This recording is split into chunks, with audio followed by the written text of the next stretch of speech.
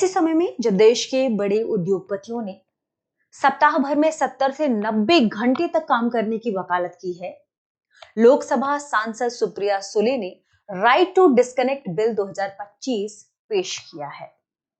ऐसे में यह खबर और महत्वपूर्ण हो जाती है कि आखिर राइट टू डिस्कनेक्ट बिल क्यों इंपॉर्टेंट है। वर्क लाइफ बैलेंस का जो कल्चर बनाने की बात चल रही है, यह क्या है और इससे मानव के स्वास्थ्य या मानसिक स्वास्थ्य को लेकर कैसे और किन पहलुओं पर चर्चा आगे बढ़ेगी। आज के न्यूज सेशन में हम इन्हीं मुद्दों पर चर्चा करने वाले हैं। तो दृष्टि आईएएस के न्यूज सेगमेंट में एक बार फिर से आपका स्वागत है। मैं हूं गीतांजलि शुक्ला और आज हम देखेंगे राइट टू डिस्कनेक्ट बिल 2025 या the right to disconnect bill 2025 के प्रमुख प्रावधानों या इसमें शामिल प्रमुख बिंदुओं के बारे में कि किन बारे में चर्चा की गई है, इसमें किस प्रकार के डिजिटल डिटॉक्स सेंटर के निर्माण की, इसकी स्थापना की बात कही गई है, किस प्रकार से गवर्नमेंट इसमें काउंसलिंग करेगी ताकि मानसिक रूप से व्यक्तियों को स्वस्थ रखा जा सके। साथ में यह भी जानेंगे चूंकि जो लोकसभा सांसद सुप्रिया सुले ने ये बिल पेश किया है, ये एक प्रकार का प्राइवेट मेंबर्स बिल है। ठीक है, क्या है? Private members bill. तो हम ये भी समझेंगे कि प्राइवेट मेंबर्स बिल होता क्या है, गैर सरकारी विधेयक क्या होता है, इसकी कौन कौन से सेगमेंट है, ये भी जानेंगे। ठीक है, तो सबसे पहले शुरू करते हैं डिस्कशन को। डिस्कशन में हमने अभी खबर चर्चा में हमने कर ही लिया इसके बारे में कि लोकसभा सांसद ने क्या पेश किया है? The right to disconnect bill.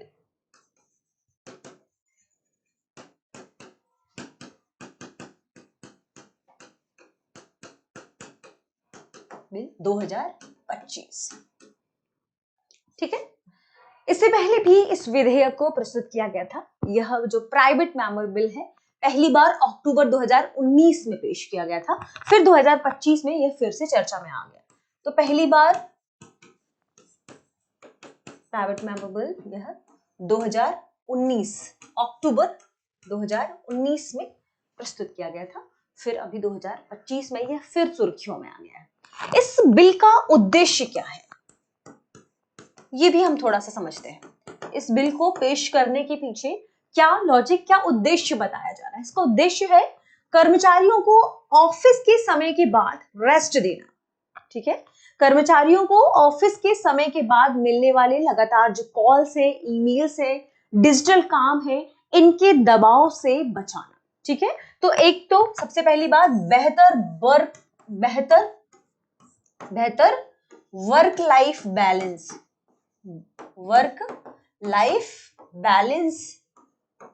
की वकालत करना। ठीक है, बेहतर वर्क लाइफ बैलेंस सुनिश्चित करना, ये इसका मुख्य उद्देश्य है। दूसरा, ध्यान रखें कि कर्मचारियों को काम के बाद जो मेल, ईमेल, कॉल्स वगैरह जाते हैं, कर्मचारियों को वर्किंग आवर्स के बाद जो कॉल्स या ईमेल्स आदि किए जाते हैं, ठीक है, उससे निजात दिलाना, या आप कह सकते हैं कि इससे बचाना, इस दबाव से बचाना,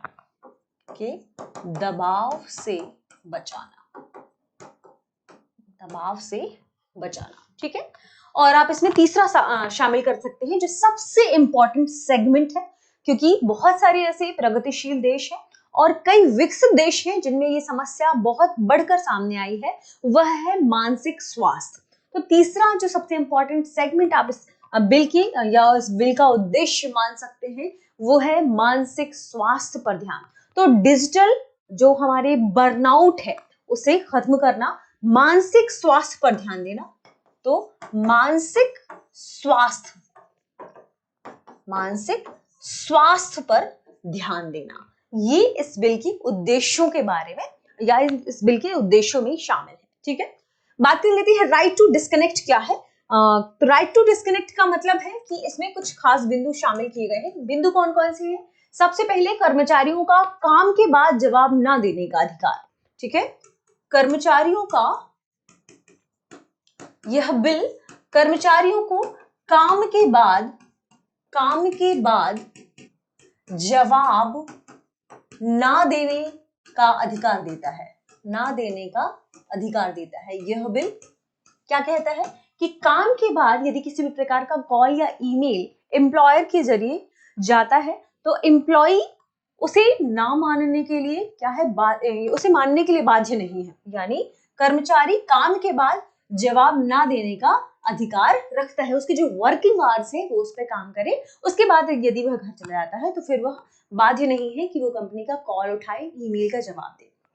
हर कर्मचारी को वर्किंग आवर्स के बाद डिस्कनेक्ट होने का अधिकार है। इसी में रखा गया है कि हर कर्मचारी को वर्किंग आवर्स के बाद डिस्कनेक्ट होने का अधिकार है।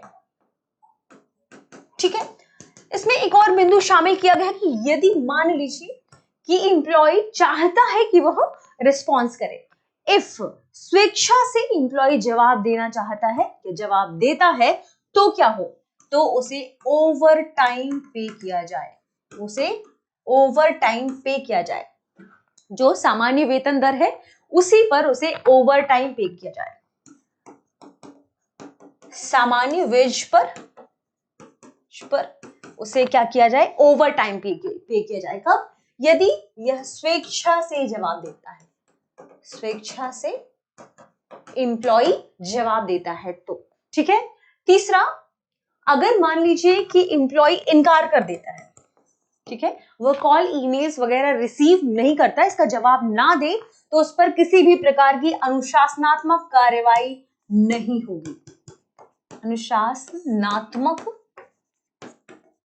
कार्रवाई नहीं होगी। इस बिल में यह भी मेंशन किया गया है कि इनकार करने पर उस एम्प्लॉय पर कोई अनुशासनात्मक कार्रवाई नहीं की जाएगी, नहीं की जा सकती। ठीक है, हम थोड़ा सा शॉर्ट में लिखेंगे इसलिए इसके बारे में हम डिटेल से पहले डिस्कस कर लेते हैं, फिर शॉर्ट में लिख लेते हैं। चौथा, इसमें और इंपॉर्टेंट बिंदु की बात करें तो एक इंपॉर्टेंट बिंदु है म्यूचुअली कोई टाइम अगर डिसाइड हो गया, जैसे कहा गया है म्यूचुअली एग्रीड टाइम। ठीक है, यानी म्यूचुअली एग्रीड टाइम, ये क्या है म्यूचुअली एग्रीड टाइम का मतलब, इसका मतलब कि एम्प्लॉयर और एम्प्लॉय दोनों इस बात को तय कर लेते हैं कि मान लीजिए एम्प्लॉय अपने घर गया, उस घर जाते समय या घर वो पहुंचा तो उसने बता दिया कि इतने से इतना टाइम है, एक पर्टिकुलर टाइम स्लॉट है जिस पर कंपनी उससे संपर्क कर सकती है। तो ये क्या है कि म्यूचुअली एग्रीड टाइम है जिसमें संपर्क संभव होगा, जिसमें संपर्क संभव हो सकता है, जिस पर कॉल या ईमेल का वो जवाब देना चाहे तो वो जवाब दे सकता है। कर्मचारी व नियोक्ता इन दोनों की सहमति होनी चाहिए इस पर।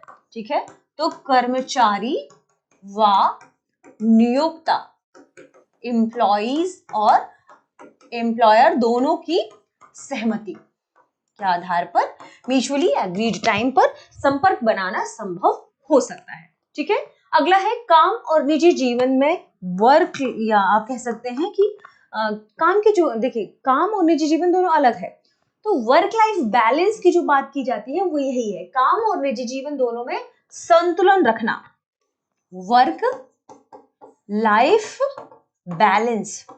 और वर्क लाइफ बैलेंस के लिए इस बिल में क्या प्रावधान रखा गया है कि सरकार इस पर मदद करे, सरकार वर्क लाइफ बैलेंस को बनाए रखने के लिए क्या करे, काउंसलिंग सेवाएं प्रदान करे। इसके लिए गवर्नमेंट काउंसलिंग सेवाएं प्रदान करे।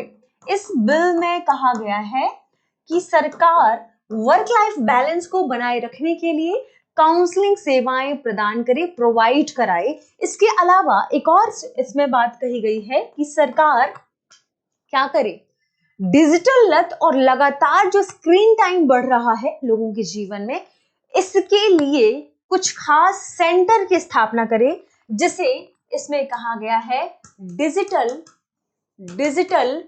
Detox centre. Digital detox centre की स्थापना की बात कही गई है कि सरकार इसकी स्थापना करे। ठीक है, डिजिटल डिटॉक्स सेंटर की स्थापना करे और डिजिटल डिटॉक्स काउंसलिंग कराए। तो इसी के भीतर एक और चीज शामिल करना है, डिजिटल डिटॉक्स काउंसलिंग। ठीक है, ये कराने की जिम्मेदारी किस पर रखी गई है? गवर्नमेंट पर रखी गई है कि सरकार डिजिटल लत व लगातार स्क्रीन टाइम से बचने के लिए डिजिटल डिटॉक्स सेंटर और डिजिटल डिटॉक्स काउंसलिंग स्थापित करे, ये प्रोवाइड कराए। इसके अलावा यदि कोई कंपनी, हालांकि इसमें शब्द है एंटिटी, इसमें शब्द क्या है? एंटिटी। क्या है एंटिटी के लिए शब्द? ये कहा गया है कि यदि एंटिटी में क्या है? कंपनी व सोसाइटीज दोनों को शामिल किया गया है। ठीक है, एस लगा लीजिए इसमें।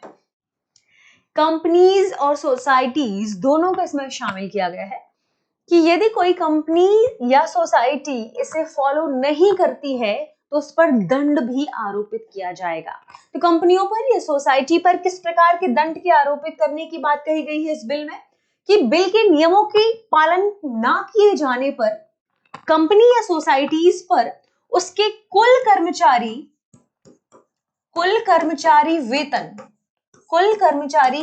वेतन का 1% तक जुर्माना लगाया जा सकता है। कुल कर्मचारी वेतन का 1% तक जुर्माना लगाया जा सकता है। ये है the right to disconnect bill के प्रमुख प्रावधान। अब हम बात कर लेते हैं प्राइवेट मेंबर बिल के बारे में कि प्राइवेट मेंबर बिल क्या है, क्योंकि अभी हाल ही में से प्राइवेट मेंबर बिल के रूप में पेश किया गया है, यानी यह एक गैर सरकारी व्यक्ति यानी एक एमपी के द्वारा पेश किया गया है जो मंत्री नहीं होते हैं। तो प्राइवेट मेंबर बिल ऐसे सांसदों द्वारा प्रस्तुत किया जाने वाला विधायी प्रस्ताव है जो मंत्री पेश नहीं करते या जो मंत्री नहीं है, अर्थात सरकार का हिस्सा नहीं है। तो ये एक प्रकार के क्या है? विधायी प्रस्ताव। ये एक प्रकार के विधायी प्रस्ताव है जो कौन पारित करता है? जो गैर सरकारी व्यक्ति जिसे हम सरकार का हिस्सा नहीं मानते, यानी इसे ऐसे सांसद पेश करते हैं जो मंत्री नहीं होते। ठीक है, ये सबसे इंपॉर्टेंट क्रक्स है। प्राइवेट मेंबर बिल्स ऐसे सांसदों एमपी द्वारा प्रस्तुत विधायी प्रस्ताव हैं जो मंत्री नहीं होते हैं, अर्थात सरकार का हिस्सा नहीं है, जिससे उन्हें अपने क्षेत्र वाला कोई मुद्दा उठाना हो तो उठा सकते हैं और अपने निर्वाचन क्षेत्रों के लिए महत्वपूर्ण मामलों पर वो ध्यान आकृष्ट करवा सकते हैं। ठीक है, तो ये इनके लिए एक ये इंपॉर्टेंट फैक्ट आपको ध्यान रखना होगा प्राइवेट मेंबर बिल के बारे में। ठीक है, प्राइवेट मेंबर बिल से संबंधित एक और बात आपको ध्यान रखना है कि प्राइवेट मेंबर बिल को जो विधेयक है इसे पेश करने की क्या प्रक्रिया है? ये क्या है? ये केवल गैर सरकारी सांसद ही विधेयक प्रस्तुत कर सकते हैं। ये केवल गैर सरकारी सांसद ही ये विधेयक क्या कर सकते हैं? प्रस्तुत कर सकते हैं। ठीक है, इसके प्रस्तुत करने की एक प्रक्रिया है। जैसे पहला, नोटिस। कितने समय पहले नोटिस देना होगा? सांसद कम से कम 1 माह के नोटिस पर विधेयक का प्रारूप तैयार करेगा और उसे प्रस्तुत करेगा। कम से कम 1 महीने नोटिस देने के बाद क्या करेगा? उस विधेयक का प्रारूप तैयार करेगा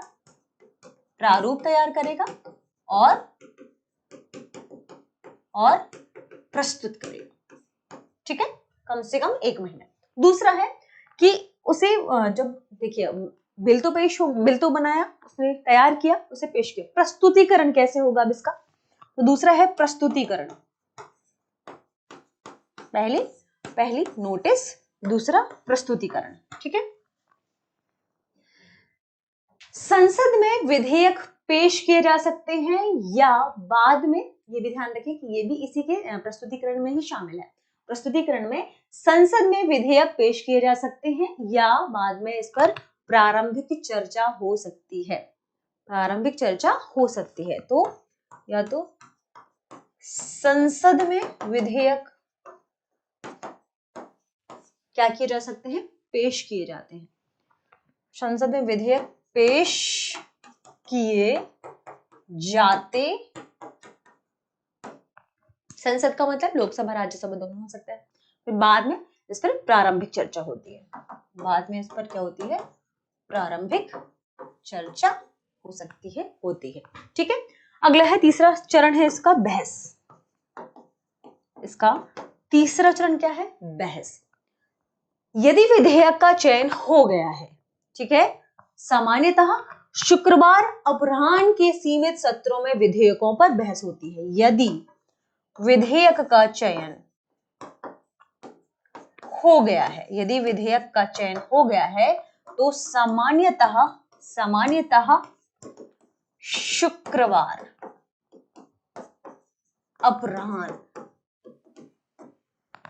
शुक्रवार अपराह्न के सीमित सत्रों में विधेयकों पर चर्चा, के सीमित सत्रों में विधेयकों पर चर्चा।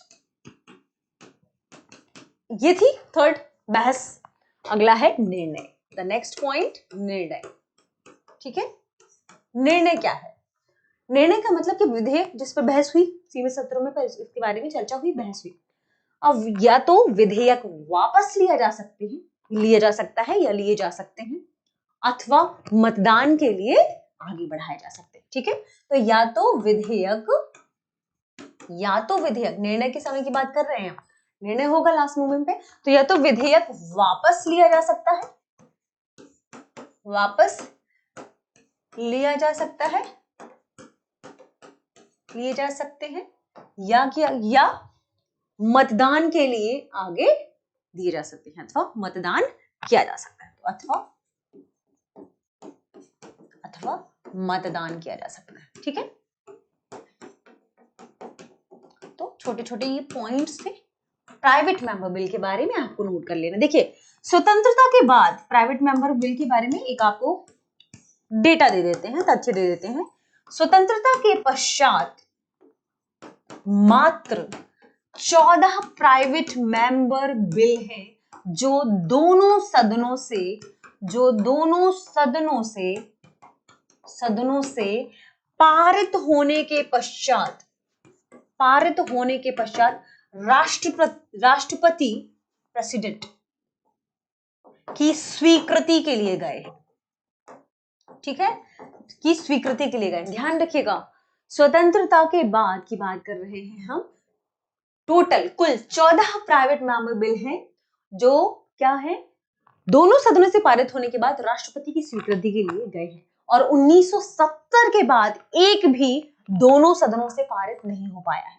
तो 1970 के बाद एक भी प्राइवेट मेंबर बिल दोनों सदनों से पारित नहीं हो पाया है। ठीक है, जबकि ट्रांसजेंडर की जो अधिकारों से जुड़ा हुआ बिल था, जिसके बारे में चर्चा भी हुई, खूब मुद्दा बना, बहस हुई, ये भी, इसको लेकर भी एक आप कह सकते हैं पृष्ठभूमि तय की थी किसने? प्राइवेट मेंबर बिल ने ही। ठीक है, और फिर उस पर आगे चर्चा हुई, बहस हुई। अब यहाँ बात उठती है हाल के जो ये इस वर्क लाइफ बैलेंस से जुड़े हुए कंसेप्ट पर। तो देखिए, लगातार जब वर्क फ्रॉम होम का कल्चर बढ़ रहा है, वर्क ऑन कॉल का कल्चर बढ़ रहा है, रिमोट वर्क का कल्चर बढ़ रहा है, ऐसे में ये विधेयक एक नया कंसेप्ट लेकर आता है। हमने देखा कि जेन जी सहित बहुत सारे ऐसे कर्मचारी हैं जो काम के बाद फ्री रहना, स्वतंत्र रहने की मांग कर रहे हैं। तो जेन जीज की भी डिमांड है, बहुत सारे कर्मचारियों की भी डिमांड है कि वर्क लाइफ बैलेंस को पर ध्यान दिया जाए, इस पर जोर बढ़ा है।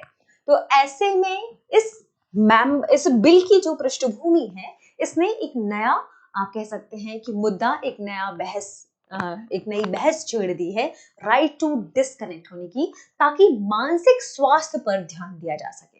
ठीक है, आगे बढ़ने से पहले आपके लिए एक महत्वपूर्ण सूचना है कि दृष्टि आईएएस का नया सेंटर अब पटना में भी खुल गया है। तो रांची के बाद अब हम आ गए हैं पटना में। जल्दी ही आपको इसके बैच की भी सूचना मिलेगी। और एक और बात कि यदि आप घर बैठे ही करना चाहते हैं यूपीएससी की तैयारी, दृष्टि ने एक नया कोर्स भी लॉन्च किया है जिसका नाम है studio GS live online course, studio GS foundation live online course. GS foundation, जिसमें आपको सामान्य अध्ययन के फाउंडेशन के बारे में प्रॉपर सारी चीजें पढ़ाई जाएंगी, डिस्कस किया जाएगा। साथ में आपको ध्यान रखना है कि इसकी फीस बहुत कम है, मात्र 24,999 रुपए। तो मात्र 24,999 रुपए। अगर आप इसे भी एक बार में नहीं दे पा रहे हैं तो इसमें भी आपको इंस्टॉलमेंट की सुविधा उपलब्ध है। आपको हिंदी और अंग्रेजी दोनों माध्यमों में क्लासेस मिलेगी। क्लासेस स्टूडियो से लाइव होंगी, यानी आप चैट के माध्यम से अपने डाउट भी सॉल्व कर सकते हैं।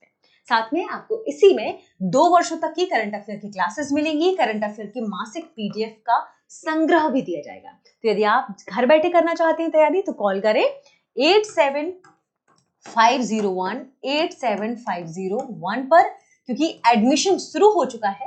तो जल्दी से जल्दी कॉल करिए और डाउनलोड कर लीजिए दृष्टि लर्निंग ऐप। दृष्टि लर्निंग ऐप पर भी आपको ये पूरा डिटेल, ये कोर्स सब कुछ मिल जाएगा। ठीक है, आगे बढ़ते हैं और देखते हैं हमारे प्रश्न को। प्रश्न है, राइट टू डिस्कनेक्ट बिल 2025 किस प्रकार का बिल है? Option A money bill, option B private member bill, option C संविधान संशोधन बिल और ऑप्शन डी ऑर्डिनेंस। इस प्रश्न का सही जवाब कमेंट सेक्शन में देना ना भूलें। मिलते हैं अगले एपिसोड पे। शुक्रिया। अब एग्जाम की तैयारी को और बेहतर करने के लिए हमारे चैनल को लाइक, शेयर और सब्सक्राइब करना ना भूलें।